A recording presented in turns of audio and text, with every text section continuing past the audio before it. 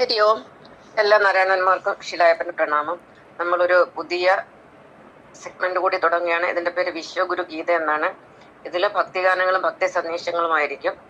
നമ്മുടെ എല്ലാം സൃഷ്ടാവായ, പ്രപഞ്ചത്തിന്റെ സൃഷ്ടാവായ, സകല ചരാചരങ്ങളുടെ സൃഷ്ടാവായ ഭഗവാൻ നാരായണനെ നമുക്ക് സ്തുതിച്ചുകൊണ്ട് ഈ സെഗ്മെന്റ് തുടങ്ങാം.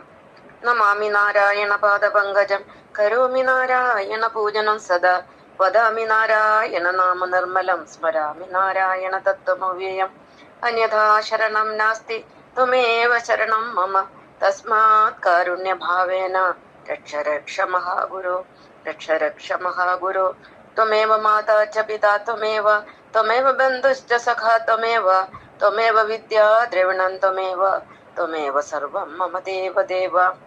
നമ്മുടെ എല്ലാം സൃഷ്ടാവ്, നമ്മളെ എല്ലാം ഏകകോശത്തിൽ നിന്ന് സൃഷ്ടിച്ചത് ഭഗവാൻ നാരായണനാണ്.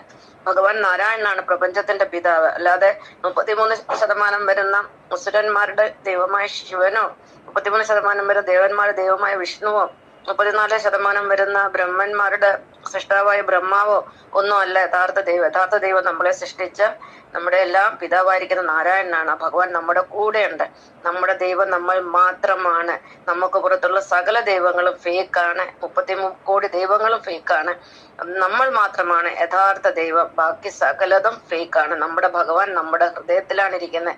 ഇവിടെ ഭഗവാന് ജാതിയോ മതമോ വർണ്ണമോ വർഗമോ ദേശമോ ഭാഷയോ ഒന്നുമില്ല. ഭഗവാന് എല്ലാം ഭഗവാന്റെ സന്താനങ്ങളാണ്. എല്ലാവരും ഭഗവാന്റെ സന്തതികള്, മക്കളാണ്. നമ്മളെല്ലാം ആത്മ സഹോദരന്മാരാണ്. നമ്മുടെ എല്ലാം പിതാവായിരിക്കുന്ന ഭഗവാൻ നാരായണനും നമ്മുടെ എല്ലാം മാതാവായിരിക്കുന്ന ഭൂമിദേവിയുമാണ്. ഈ ഓർമ്മ നമുക്ക് എപ്പോഴും ഉണ്ടാകണം. ഇതാണ് ഇന്നത്തെ വിശ്വഗുരു സന്ദേശം. നന്ദി, നമസ്കാരം.